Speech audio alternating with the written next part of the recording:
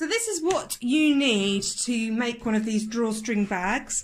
So I've used a cotton poplin, but I believe polycottons are just as good. Something that's going to be able to cope with being washed, boil washed, and not colour run or anything. So what you need is you need two 20 by 30 inch pieces, which I've already cut out. And then you also need two 20 by 4 inch pieces, and these are going to be the pieces that we attach to the top, which we put the cord through. Now we also need two lots of 40 inch ribbon. I, as you all may know, am at home and I don't have any ribbon because it's all at my studio, so I am really having to make do with what I have here. So I made my own kind of cord from lengths of fabric, which I folded over a couple of times. I'll just show you how to do that if I can find a little piece of fabric to show you on, because you may be in the same position as I, where you don't have any ribbon or twill tape or cord. So all I did was I got a piece that was 2 inches by 40 inches, and I fold into the middle. So one way you can do it is like you were making bias binding, although I haven't cut this on the bias. You fold it in half and press. I'm just going to finger press because I haven't turned my iron on. And then you see there's a crease now in the middle there. So this is your guide marker to press again, fold over the fabric to that middle marker there. And you again, it's easier if you use the iron if you want to do it in this way, because then you press that down and then you do the same on the other side. Make sure I'm in shot. And you press that down. And then you simply fold back over to meet in the middle. But before you do that on the ends, you just flip the end over once like that. And then it seals the ends up. So then you have a piece that will look like that, ready for you to sew. I'm so sorry about the lighting, as I say, and the focus of this camera. I'm just at my home, and I'm just doing this as and when I can to show you, so it's maybe not the best quality environment to be doing all of this. But yeah, so that's one way to do it. That's the pressing method. However, I'd just do it a little bit quicker than that. I fold over the end, and I just kind of fold by eye, both pieces into the middle, fold over, and that's just a quicker method to do it, just by doing it as you go. You may want to pin it. I personally just crack on and just do it by eye and fingers. So just make sure you secure your stitch. I don't sew along that bit. I just sew along that bit. I find it just gets a bit chewed up. So that's what I do there. And you get a length like this, which again, you should probably press, but I haven't. Because it's going in a drawstring bag, so it shouldn't matter too much. Now for sewing! I don't suppose I've mentioned to you that I'm doing this from the joyful setting that is my own home, lacking in all of the goodies that I would have in my studio. So normally I would overlock the edges of this, but I don't have my overlocker here. I'm working on that though. So we're just going to stitch it, which is fine because it's just going to be washed, and that will be that. So here we go. So you want to, with your right sides together as per usual, pop a pin in the top corner. You can pin it if you wish all the way down. I will, just to show you, just to line that up, that edge up.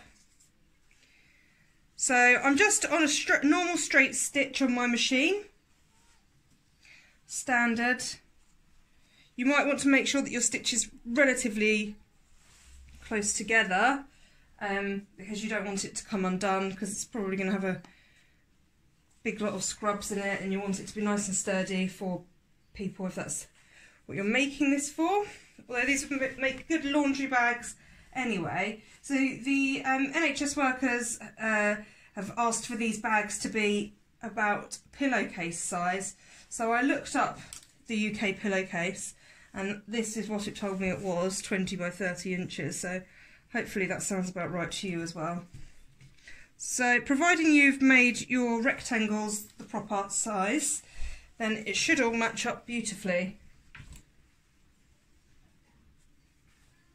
So then you just start sewing from one of your top edges, and then you just sew all the way around 3 sides and leave the top open.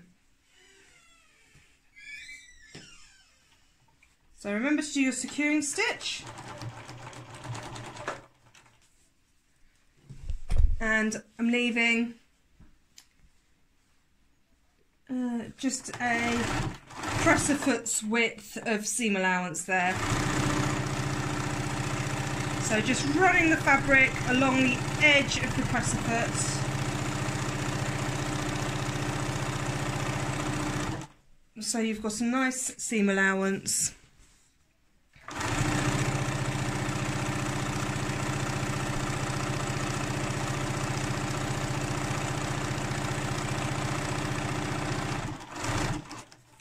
When you get to the corner, you put your needle into the garment, then you lift up your presser foot, turn 90 degrees and put your presser foot back down again, and then you carry on.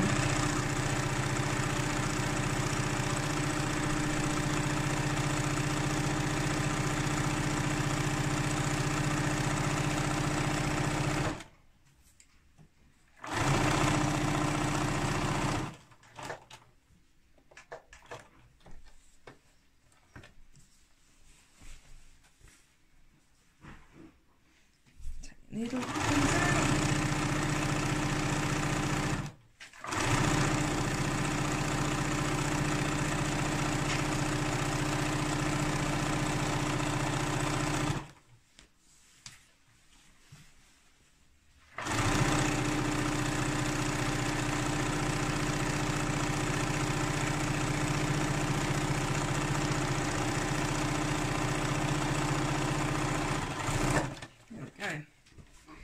So then, I just double check that I've caught it all, and for some reason my measurements of my rectangles weren't very good and I didn't catch the bottom, so I'm just going to go back along there and reinforce that. I'm also a little bit close and a little bit wobbly.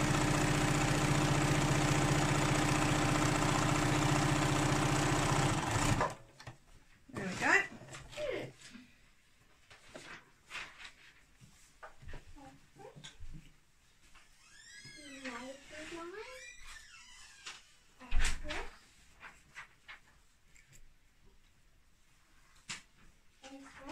Getting rid of some of the stray threads.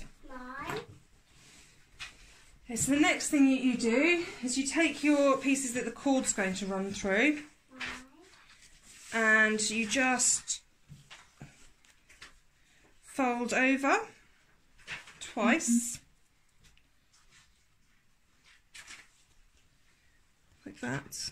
Don't know if you can see, make a little hem, and then just hem that.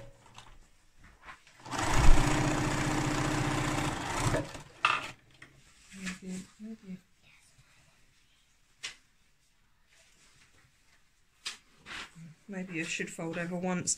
It's got to fit in that little... No, fold over twice, because otherwise the thing gets caught, doesn't it?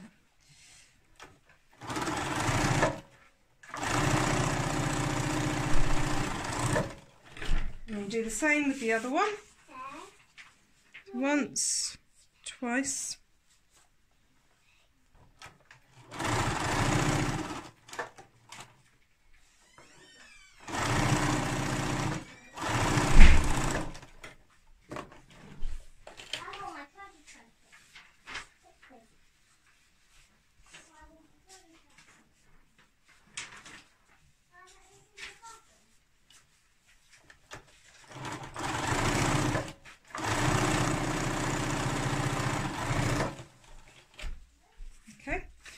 So then once you've done that, these pieces are going to be slightly smaller than the opening of your bag,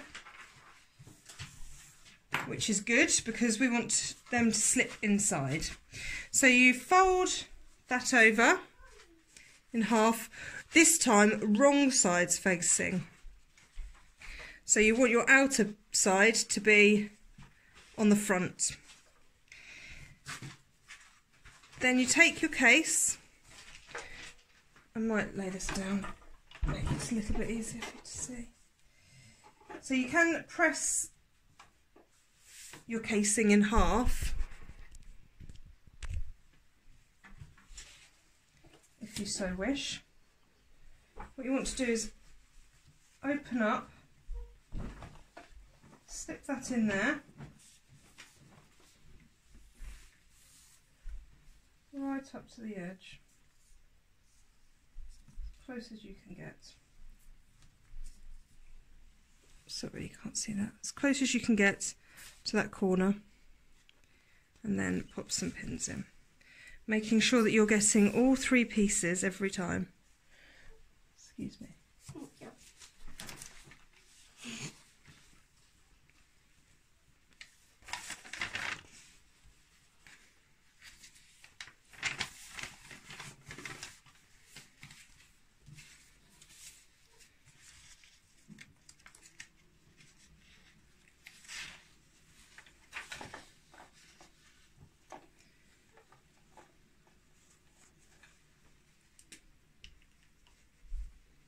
And then right up to the corner of the other piece, and then I just work inwards from that. Make sure it's all caught. So cotton's got a bit of give, so if for some reason it's a little bit, a tiny bit too big or too small, you can kind of pull the cotton a little bit to match it up. So then we sew. Just so quick.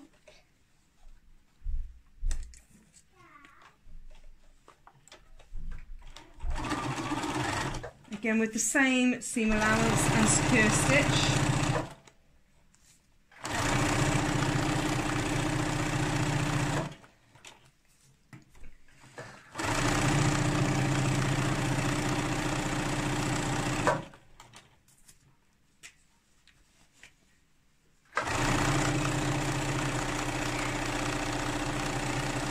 Remember to pull a little bit on that fabric if you need to. And then sew right up to that middle seam stitch. And then when you turn it the right way, that's what it will look like. So you do have this raw edge. Sorry, interrupted by children. And then you do exactly the same thing with the other side. So fold in half. Slip inside, right to the very edge. If you want to and you don't have an overlocker, you can always zigzag over these seams, which really does help to reinforce them, especially because they're going to be stuffed full of clothes and washed at a high temperature. It might be a good idea to do that.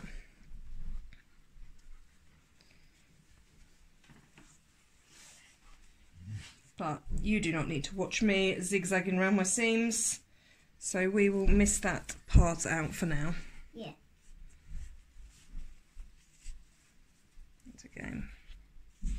Also, always a good idea to chop off all your loose threads as you go. But yet again, I'm in a bit of a hurry. So right into that corner again. So you're right into where your side seam is. You don't want to stitch over the other side of that, but you want to go as close up to that as possible for the neatest finish. So when you start sewing, you want to make sure you're getting all three sections in. Take those pins out as you go. You do not want to leave a pin in it. Yes, Cindy. I hungry? No, we've just had dinner. Thank you. Said, why are you hurrying? Because We're gonna watch people. No, it's nearly bedtime. Thank goodness. I want to watch George in the Jungle. Well, you have to behave yourself for that. It's very nice colouring. And again, right up to that edge.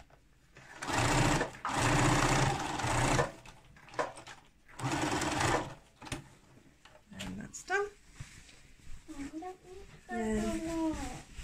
Then you turn it.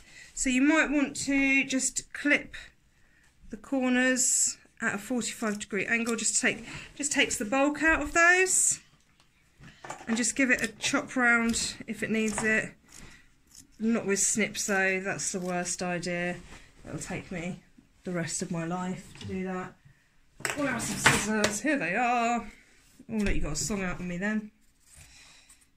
And the worst cutting ever. Okay, so then it's like a Santa sack. This is amazing. I've used this beautiful geisha fabric and umbrellas, Japanese umbrellas. It's really, really nice. So hopefully it cheers somebody up on the front line. They get to put their scrubs in something so beautiful. So then you just want to give that a nice press down to give it really good shape. Make sure your corners are nice and poked out. It really is lovely. And then what we need to do next is something that I might have a little problem with. So it's threading through the ribbon. So normally what you do is you'd pop a safety pin on the end of your ribbon, which helps you feed it through. Sorry, which helps you, oh, I need to cut that off. Do that in a minute. Which helps you feed it through. However, again, my excuse for everything at the moment, I'm at home, not in my studio. I have none of the equipment that I normally have. So I'm just going to have to try and feed it through with my fingers. Luckily, we've made this channel quite big, so I might be able to poke my finger in it enough.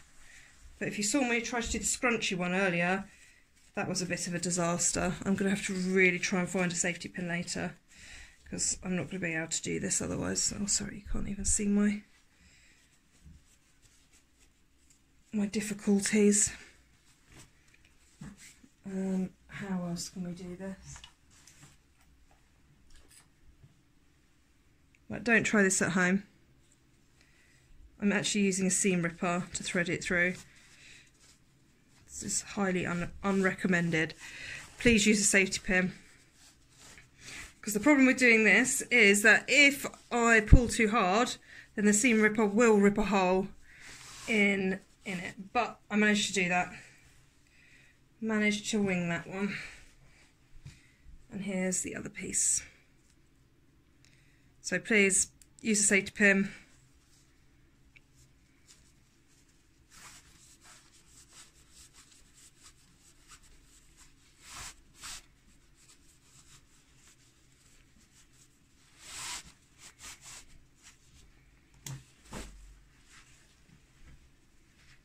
And there we have it. It needs a little bit of neatening up, I would say. But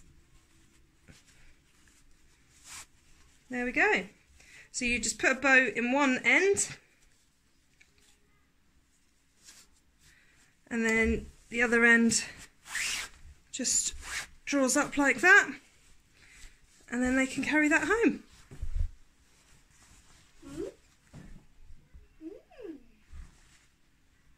Brilliant. And if you would like to donate them to Ashford, Folkestone and Dover scrubs, or to any of the other scrub places, then you can find that information on Facebook, or you can have a look on our website, and that information is on there as well. That is at madeinashford.com. And if you go onto our blog section under news, it's one of the items under there. Thank you very much for watching, and we'll see you next time at another sew along. Bye bye.